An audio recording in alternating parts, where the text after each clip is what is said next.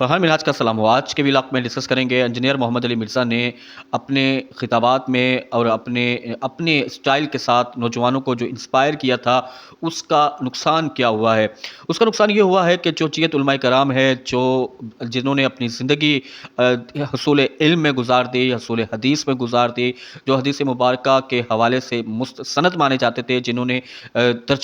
سینکڑوں کتابیں لکھ ڈالی، جنہوں نے تحقیق کے سمندر کھنگال ڈالے، نوجوان ان افراد کی، ان جیت علماء کرام کی جس کا کسی بھی مسلک سے خیر تعلق ہو، اس کی طرف راغب ہونے کے بجائے ایک ایسے شخص کی تقریروں کی طرف زیادہ راغب ہوئے جو تحقیق کے بغیر اور اپنی طرز پہ اس کو قرآن اور حدیث کی چند کتابوں کا نام دے کر اور دوسرے مسالک کا مذاق اڑا کر، دوسرے مسالک پر سوال اٹھا کر اور اپنی طرح ایک نیا کنسیپٹ لوگوں کو نئی انداز کے ساتھ اور بے دھڑک انداز کے ساتھ، بے باک انداز کے ساتھ پیش کر کے نوجوانوں کے ذہنوں پہ جگہ بنا رہا تھا۔ اس کا نقصان یہ ہوا کہ لوگ یہ سمجھنے لگے کہ جس طرح عام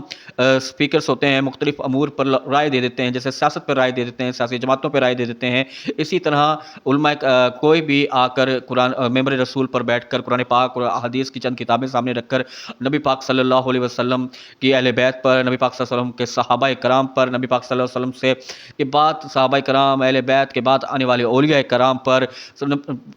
ماضی ادوار کے، ہمارے درخشاں ادوار کے درخشاں نام جن کے ناموں کی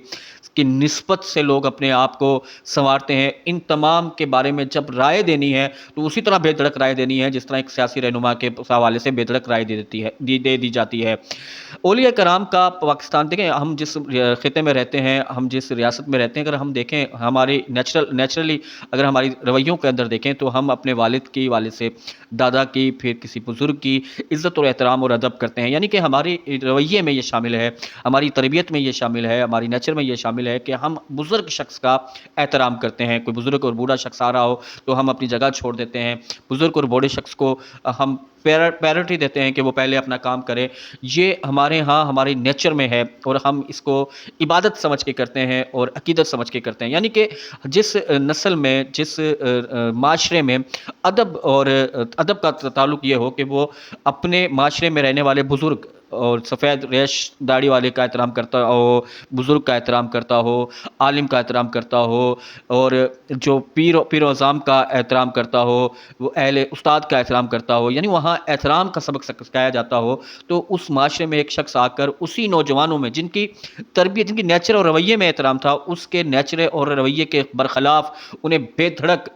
اولیاء کرام کے خلاف زبان درازی کر کے، بے دھڑک گفتگو کر کے، اس طرح انداز سے گفتگو کر کے، جیسے نا ایک عام آدمی سیاستدان کے بارے میں رائے کرتا ہے نا، کہ سیاستدان کے بارے میں جیسے کوئی شخص نواز شریف کے بارے میں رائے دے رہا ہے، کوئی شخص عمران خان کے بارے میں رائے دے رہا ہے، کوئی شخص بینظیر بھٹو کے بارے میں رائے دے رہا ہے، کوئی شخص کسی بھی سیاسی رہنما کے بارے میں جس طرح بے دھڑک رائے دیتا تھا، منفی یا پازیٹیو یا اس کے اختلاف پر، اس طرح کے صحابہ کرام، اولیاء کرام، پیران اعظام، ہمارے جو درخشاں ادوار کے، ہمارے اوائل دور کے جو محدثین ہیں، مصنفین ہیں، مفکرین ہیں، ان کے بارے میں اس طرح بات کر دینا، یعنی کہ وہ معاشرے میں اس چیز کو فروغ دینا، ڈویل دینا، اور کہنا کہ میں ہر نوجوان کو یہ درس دے رہا ہوں کہ وہ خود سے قرآن پاک کی آیت کو پڑھے، ترجمہ پڑھے، خود سے کتابوں کو کھنگالے، پڑھے، اور وہ خود سے ہر کسی کی رائے قائم کرے۔ وہ کسی جید علماء کرام جنہوں نے اپنی زندگیاں علم اس دین شریعت کے علم میں، حدیث کے علم میں، تفسیر کے علم میں، قرآن کے تراجم کے علم میں، عربی لینگویج کی پڑھنے پڑھانے کے اندر پوری زندگی لگا دی، اس سے رہنمائی لیے بغیر وہ خود ہی قرآن سے رہنمائی لینا شروع کر دے، یا وہ انجینئر محمد علی مرزا کو سن کر اپنی رائے قائم کرنا شروع کر دے اور ایک بڑی الگ سے رائے بننا شروع کر دے۔ کوئی اگر ہاتھ باندھ کے یہاں نماز پڑھتا ہے یا کوئی یہاں نماز پڑھتا ہے، کوئی ایک نماز یہاں پڑھ لیں، ایک نماز یہاں پڑھ لیں، ایک نماز ایسے پڑھ لیں، مطلب ایک عجیب سا کنسیپٹ لوگوں کو۔ دیکھیں اللہ تعالیٰ نے ہر چیز کا ایک سسٹم بنایا ہے۔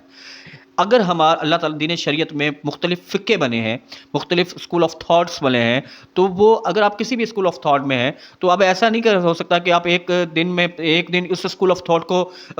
یہ اسکول آف تھاٹ کی یہ بات پسند آ رہی ہے تو آپ نے یہ لے لی، یہ اسکول آف تھاٹ کی بات پسند آ گئی تو آپ نے یہ لے لی، یہ اسکول آف تھاٹ کی بات پسند آ گئی تو آپ نے یہ لے لی۔ یہ اس طرح کی تربیت کرنا، یہ عجیب سا ایک سامان پیدا کر دیا تھا انجینئر محمد علی مرزا نے، جس کو کلا کما کرنا انتہائی ضروری تھا۔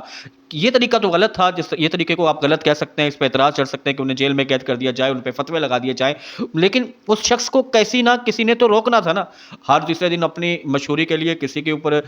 کسی کو مناظرے کی دعوت دے دینا، پھر وہ طارق مسعود صاحب اس سے مناظرہ کرنے چلیں گے۔ اب ایک ٹرانسمیشن چل رہی ہے کہ وہ جہلم پہنچ گئے ہیں، وہ جہلم فرار ہو گئے ہیں، وہ دروازے پہ کھڑے ہیں۔ ایک عجیب تماشا بنا دیا تھا، ایک عجیب مذاق بنا دیا۔ مفتی تقی عثمانی جیسی شخصیات جنہوں نے اپنی زندگی دین دین دین کی خدمت میں گزار دی، علم کے حصول میں گزار دی، تحقیق میں گزار دی۔ ڈاکٹر طاہر القادری جیسی شخصیات جنہوں نے اپنی زندگی علم اور تحقیق میں گزار دی، سینکڑوں ہزاریں کتابیں لکھ دی، ہزاروں خطابات کر دیے۔ پھر مولانا طارق جمیل جیسی شخصیات، جواد نقوی جیسی شخصیات، شہنشاہ نقوی جیسی شخصیات، لوگ ان سے نوجوانوں کو ان سے متنفر کر کے ان کو آزاد کر دیا۔ یہ کس طرح کی آزادی ہے کہ قرآن پاک کا ترجمہ سمجھنے کے لیے آپ نے ان کو آزاد کر دیا؟ آپ قرآن کا ترجمہ سنیں اور اپنی مرضی سے اس کا کوئی ترجمہ کر دیے، پھر اس نوجوانوں میں ادب ختم کر دیا۔ ان نوجوانوں کے اندر نبی پاک صلی اللہ علیہ وآلہ وسلم سے محبت کا تعلق قائم کرنے کے بجائے وہ نوجوان نبی پاک صلی اللہ علیہ وسلم سے محبت اور ادب کا تعلق قائم رکھیں، اور جب بھی ان کے بارے میں گفتگو کریں، کسی بھی طرز کی گفتگو کریں تو اس میں احتیاط رکھیں، الفاظ کے چناؤ کا۔ ان کے حوالے سے اہل بیت اطہار کی بات کریں تو الفاظ کے چناؤ کا احتیاط رکھیں، صحابہ کرام کے بارے میں بات کریں تو الفاظ کے چناؤ کا احتیاط رکھیں۔ صحابہ کرام اور اہل بیت کے درمیان جو بھی معاملات تھے، ان اوائل ادوار کے معاملات تھے، وہ عام نوجوانوں کا اس سے کیا چاہے؟ وہ نوجوان اس پر اپنی رائے، وہ نوجوان دیکھیں نا، وہ علماء کرام کا معاملہ ہے، وہ مفتیان کرام کا معاملہ ہے، مفتیان کرام اس معاملے پہ بات کریں۔ نوجوانوں کا سب سے مسئلہ کہ اس کو پہلے اللہ کے ساتھ جوڑیں، نبی پاک صلی اللہ علیہ وسلم کی ذات اقدس کے ساتھ جوڑیں، محبت کے ساتھ جوڑیں، ان کے اخلاق کو سنواریں، ان کو بہترین شہری ہونے کا درس دیں۔ آج تو نوجوانوں کو یہ بتانے کی ضرورت تھی، ان کو یہ مسئلہ کبھی آپ نے ابھی ادھر فجر کی نماز آپ نے ادھر پڑھ لی ہے تو ظہر کی نماز آپ ایسے پڑھیں، اور مغرب عصر کی نماز آپ ایسے پڑھ لیں، آپ آزاد ہو جائیں، نماز میں بھی آزاد ہو جائیں، آپ کا کوئی اسکول آف تھاٹ، یہ بات اچھی لگتی تو ادھر سے لے لو، یہ بات اچھی لگتی تو ادھر سے لے لو، کسی پیر بزرگ کی عزت کو تکریم کو چھوڑ دو، وہ تو شیعی کوئی نہیں، وہ یہ کرتے تھے، وہ کرتے تھے، وہ فلاں کرتے تھے، ان کو چھوڑ دیں، آپ بس قرآن پاک اٹھائیں، ترجمہ کریں اور شروع ہو جائیں۔ قرآن پاک اٹھائیں، ترجمہ کریں اور شروع ہو جائیں۔ اگر ہر شخص نے یوں ہی شروع ہونا تھا تو نبی پاک تو انبیاء کی ضرورت تو ہے ہی۔ اللہ تعالیٰ نے تو ایک نظام ہی اس طرح بنایا کہ انسان کی رہنمائی کے لیے اسی انسان سے بندے پیدا ہوتے ہیں۔ وہی بھئی ابھی آپ سے کیوں لے رہنمائی؟ پھر وہ تو آزاد ہیں، تو آپ کیا شے ہیں کہ آپ کو ہی سنیں، آپ کی ہی بات مانیں کہ بھی ایسے آدمی مان لیں، ایسے آدمی مانیں؟ کیوں مانیں؟ جب بابا ہی کوئی شے نہیں ہے کسی کے، آپ بندے نے اپنی مرضی سے کرنا ہے تو آپ کی مرضی کیوں سنیں؟ چاہیے تو یہ تھا کہ انجینئر محمد علی مرزا نوجوانوں کی تربیت کرتا، انہیں دین کے ساتھ، اخلاق کے ساتھ، ریاست کے ساتھ مخلص ہونے کا درس دیتا، ان کی زندگیوں میں تبدیلی لاتا، ان کی زندگیوں میں نکھار لاتا، ان کی زندگیوں کو با ادب بناتا، ان کی زندگیوں کو باوقار بنانے کی کوشش کرتا، اور ایک ہمہ جت مہم شروع کرتا۔ جب اتنے زیادہ لوگ اس کو سننے لگ گئے تھے تو اس نے دیکھا کہ مجھے لوگ پسند ہی اس بات پہ کرتے ہیں کہ میں اس کو کبھی پکڑ کے اس کی منجی ٹھوک دوں، کبھی اس کی پکڑ کے منجی ٹھوک دوں، کبھی اس کی پکڑ کے منجی ٹھوک دوں۔ وہ منجیاں ٹھوکنے کے چکر میں اپنی بھی منجی ٹھکا بیٹھا۔ جب آپ منجی ٹھوکتے ہیں نا تو پھر منجی اسی طرح ٹھکتی ہے، پتہ ہی لگتا کہ کہاں سے منجی ٹھک گئی، اور ایسی منجی ٹھکتی ہے جیسے اب آپ جیل میں بیٹھے ہیں، اور آپ نے نوجوان نسل کے اندر بڑا ظلم کیا آپ نے اس نوجوان نسل سے۔ آپ کو سننے لگے تھے، آپ تو اس کو استعمال کرتے، ان کو اللہ، اس کے رسول، صحابہ کرام، اہل بیت اطہار کے ساتھ ملاتے، ان کی زندگیوں کو بدلتے،